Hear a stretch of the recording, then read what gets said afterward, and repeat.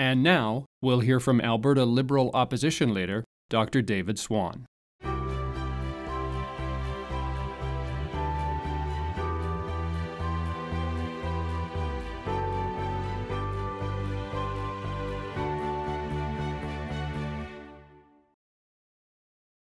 Good evening, fellow Albertans. I'm Dr. David Swann, leader of the Alberta Liberal Opposition.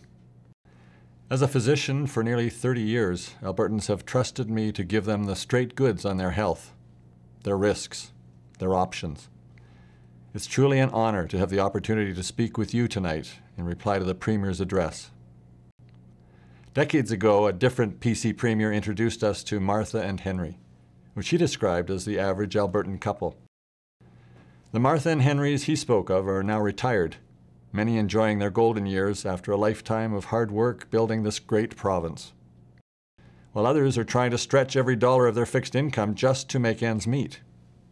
Tonight, I want to talk to you about Martha and Henry's families. Alberta has changed. The average Albertan could come from a variety of ethnic or religious backgrounds and may hold a range of cultural and political beliefs. We respect them all. Their progressive priorities are our priorities. That's why I want to take a moment at the beginning to say thank you to this new generation of Albertans.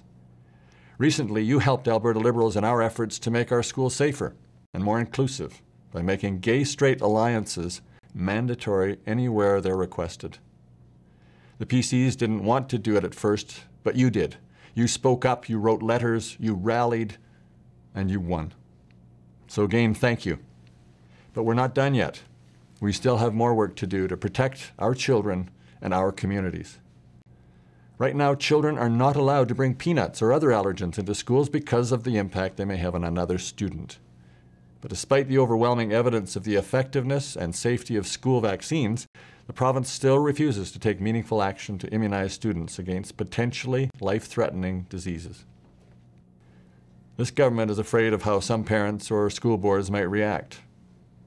They were similarly worried when it came to allowing gay-straight alliances, but in the end, there was only one right choice to be made. Other jurisdictions have shown that when parents are confronted with the facts about immunization and asked to make a conscious choice, they often decide that the safety of their children and community is paramount to all other concerns. This is what we'd like to see done in our province as well. Albertans are also telling us that they believe in equal pay for work of equal value. Far too many people in this province are getting short-changed on their paychecks. It's not right, and we're going to fight to change this.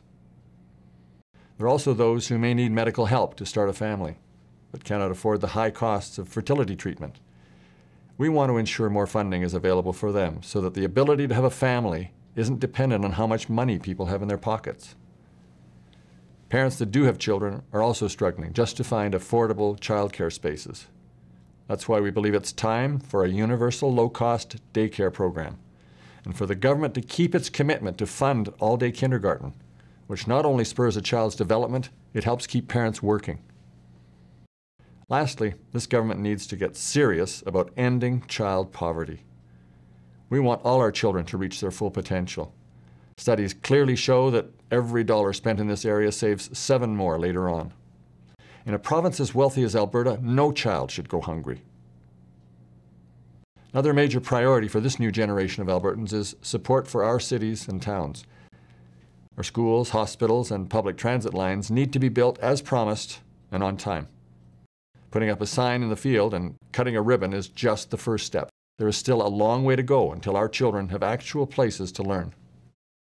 Chronically underfunded municipalities simply do not have the resources needed to keep up with this growing demand. They need stable, predictable funding from the province if they ever hope to provide all the services citizens count on. And we believe education is an investment, not a cost to be cut.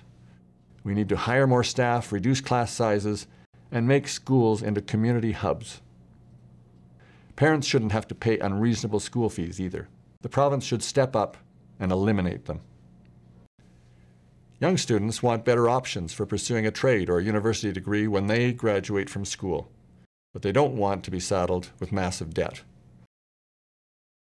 Currently, the Government of Alberta spends over $17 billion a year on health care, but barely attains average results while more than $1 billion in deferred health facility maintenance has led to the deplorable conditions we've seen at the foothills in Calgary and the Misericordia in West Edmonton. Martha and Henry's families want ambulances to be available when they need them, to get into emergency departments quickly, and to not have to wait for hours suffering and pain. They don't want their surgeries canceled either. They want to get back on the job, back home to their families, and back to good health. Lastly, it seems everyone agrees with Alberta Liberals that our current electricity prices are too volatile. Bills are too confusing, and power generators shouldn't be allowed to manipulate supply in order to jack up the prices. The government made us a promise years ago that deregulation would result in a better deal, but some of us are still waiting for that promise to be fulfilled. The final major difference between what the Premier is proposing and what Alberta Liberals stand for is trusted leadership for all Albertans when it comes to our province's finances, not just new management. We may be facing challenging times ahead, which is why it is important for you to know that you have an alternative to what the Premier is offering. Now, I don't know what the Premier may have told you, but there is nothing to justify more cuts to frontline services or placing heavier burdens on the backs of hardworking Albertans. Nor is it prudent to spend millions of dollars on an unnecessary election just so that he can reassert his grasp on power. What I do know is that the Premier is eager for us to forget the mistakes of the past. However, we cannot simply turn a blind eye to them. The Premier wanted us to look in the mirror and reflect on how we got here, and many of us have. And we saw that it was not Albertans' fault. I don't know about you, but I was offended when I heard the government proudly declare that it was somehow an Alberta advantage to give away over $11 billion in corporate tax breaks. And it's obvious that the flat tax simply doesn't work for the majority of Albertans. It is hard to justify asking people who are working for minimum wage to pay the same tax rate as the vice president of a bank. Those with lower incomes need the relief that only comes by asking the wealthy to pay their fair share. The same goes for big multinational corporations and smaller companies or family-run businesses.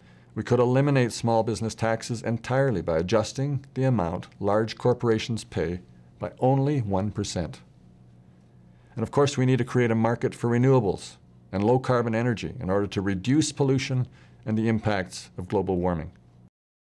But unlike those who may demonize our province's largest industry or who categorically seek to shut down the oil sands, we believe in working cooperatively, not antagonistically, with all stakeholders in an effort to protect both our economy and our environment.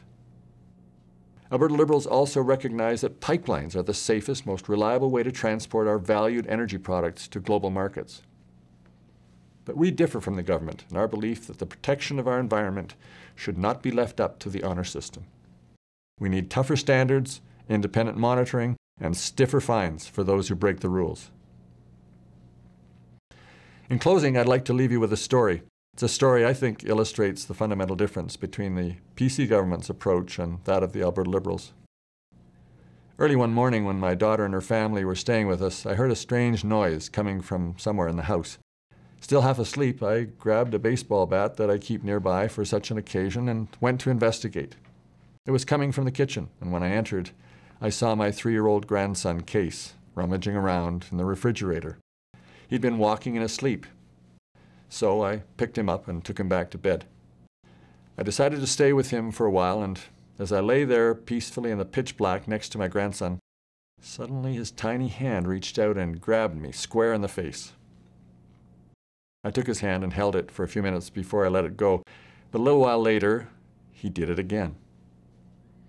What I realized is that in the darkness, he was checking to see if I was still there.